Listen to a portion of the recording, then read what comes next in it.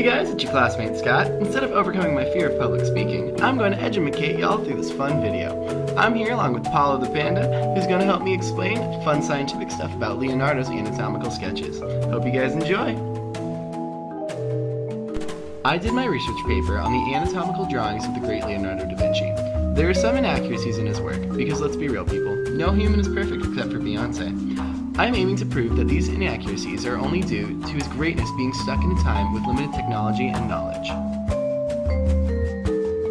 Artists back in the day would attend cadaver dissections so they could improve the representations of the human form. Many began to call artists anatomists, including the artists themselves, but as we all know, just because you attended lecture doesn't really mean you learned anything. This ticked off real anatomists, as there's so much more to anatomy that artists never cared to understand. These artists only understood one aspect of the human body, without considering what makes us tick. Leo, on the other hand, cared to go deeper and find out what really makes us, us. If you haven't already figured it out, Leonardo is a pretty cool dude. He managed to illegally dissect over 30 bodies while also working on his great pieces of artwork. That's some Dexter-grade stuff, man. It's actually really cool that Leo was able to display the human body so accurately. Many of his sketches outdid those of the anatomists that devoted their life to their work. Before good old Leo, there was a guy named Mondino di Luzzi. His homies call him Mundinus, and he was an early anatomist that created the Anatomia Mundini, the basic anatomy textbook of the early 12th century. Mundinus was to anatomy as Kris Jenner was to the Kardashians, but his drawings and theories about the human heart fail in comparison to my man LDV. Here we have 3 drawings of the heart. The one that kind of looks like something out of an alien movie is a drawing by Mr. Mundinus, the superficial view of a heart without the pericardium. The second, far better one, is by Leonardo da Vinci. The third, obviously not done by someone in the 15th century, is a current model of the heart. Take a minute to discuss with your fellow classmates some similarities and differences.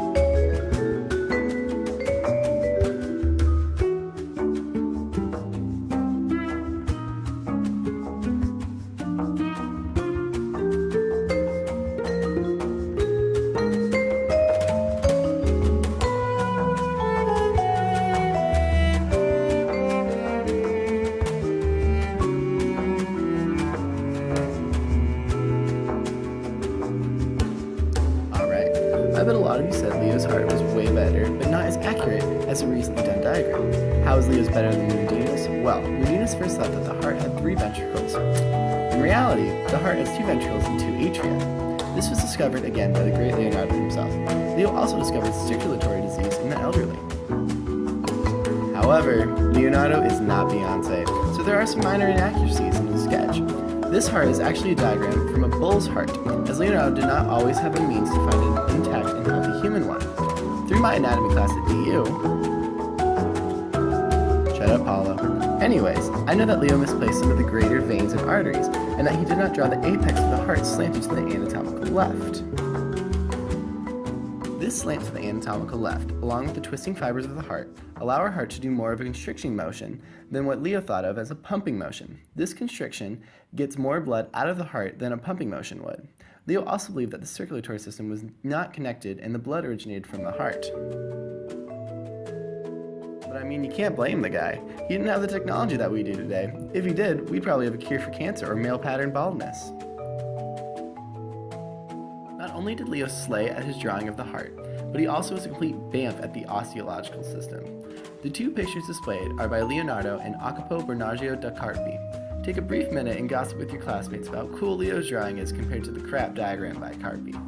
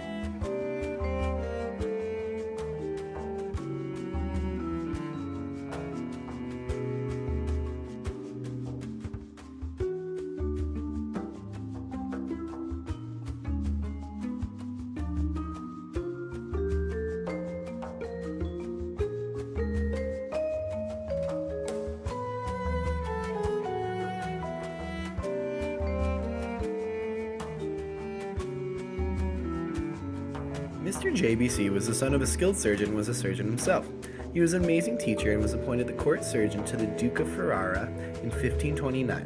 Yet, his drawings look like something my 10-year-old cousin could do. Because of Leonardo's artistic ability, he was truly able to represent the human skeleton. In fact, he was the first person to accurately draw the human spine. He discovered that the spine actually has 33 vertebrae compared to the once thought 30. He even had proper spinal curves, showing the division into the cervical, thoracic, and lumbar vertebrae.